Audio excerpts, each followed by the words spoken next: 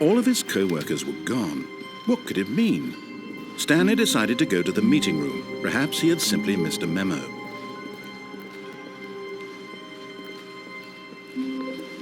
When Stanley came to a set of 2 open doors, he entered the door on his left.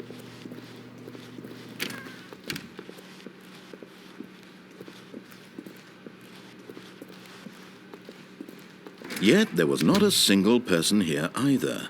Feeling a wave of disbelief, Stanley decided to go up to his boss's office, hoping he might find an answer there.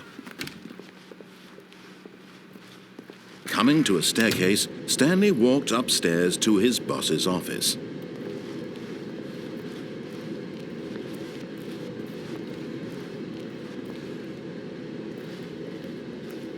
But Stanley just couldn't do it. He considered the possibility of facing his boss. Admitting he had left his post during work hours, he might be fired for that. And in such a competitive economy, why had he taken that risk? All because he believed everyone had vanished? His boss would think he was crazy. And then something occurred to Stanley. Maybe, he thought to himself, maybe I am crazy. All of my co-workers blinking mysteriously out of existence in a single moment for no reason at all? None of it made any logical sense. And as Stanley pondered this, he began to make other strange observations. For example, why couldn't he see his feet when he looked down? Why did doors close automatically behind him wherever he went? And for that matter, these rooms were starting to look pretty familiar. Were they simply repeating? No, Stanley said to himself, this is all too strange. This can't be real.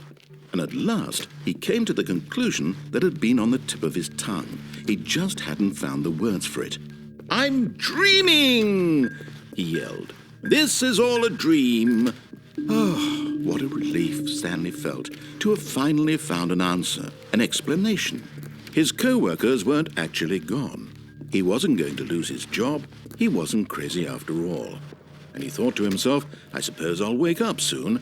I'll have to go back to my boring real-life job pushing buttons. I may as well enjoy this while I'm still lucid. So, he imagined himself flying and began to gently float above the ground. Then he imagined himself soaring through space on a magical starfield, and it too appeared. It was so much fun, and Stanley marveled that he had still not woken up. How was he remaining so lucid? And then perhaps the strangest question of them all entered Stanley's head. One he was amazed he hadn't asked himself sooner.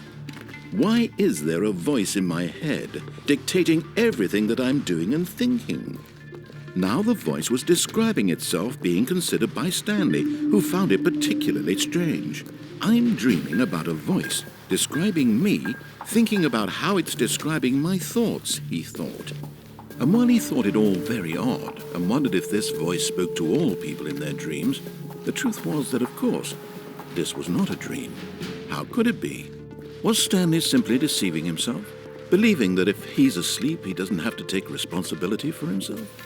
Stanley is as awake right now as he's ever been in his life. Now, hearing the voice speak these words was quite a shock to Stanley. After all, he knew for certain, beyond a doubt, that this was in fact a dream. Did the voice not see him float and make the magical stars just a moment ago? How else would the voice explain all that? This voice was a part of himself too. Surely, if he could just... He would prove it. He would prove that he was in control, that this was a dream. So he closed his eyes gently, and he invited himself to wake up. He felt the cool weight of the blanket on his skin, the press of the mattress on his back, the fresh air of a world outside this one. Let me wake up, he thought to himself. I'm through with this dream. I wish it to be over. Let me go back to my job. Let me continue pushing the buttons. Please, it's all I want. I want my apartment and my wife and my job. All I want is my life exactly the way it's always been. My life is normal. I am normal. Everything will be fine. I am okay.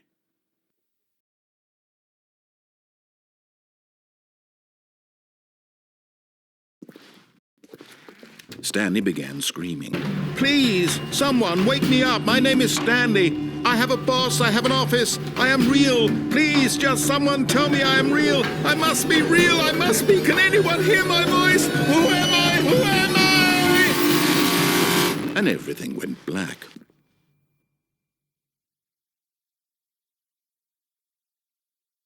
This is the story of a woman named Mariella. Mariella woke up on a day like any other. She arose, got dressed, gathered her belongings, and walked to her place of work. But on this particular day, her walk was interrupted by the body of a man who had stumbled through town talking and screaming to himself, and then collapsed dead on the sidewalk. And although she would soon turn to go call for an ambulance, for just a few brief moments she considered the strange man. He was obviously crazy, this much she knew. Everyone knows what crazy people look like. And in that moment, she thought to herself how lucky she was to be normal. I am sane. I am in control of my mind. I know what is real and what isn't. It was comforting to think this, and in a certain way, seeing this man made her feel better. But then she remembered the meeting she had scheduled for that day. The very important people whose impressions of her would affect her career, and by extension, the rest of her life. She had no time for this, so it was only a moment that she stood there, staring down at the body. And then she turned and ran.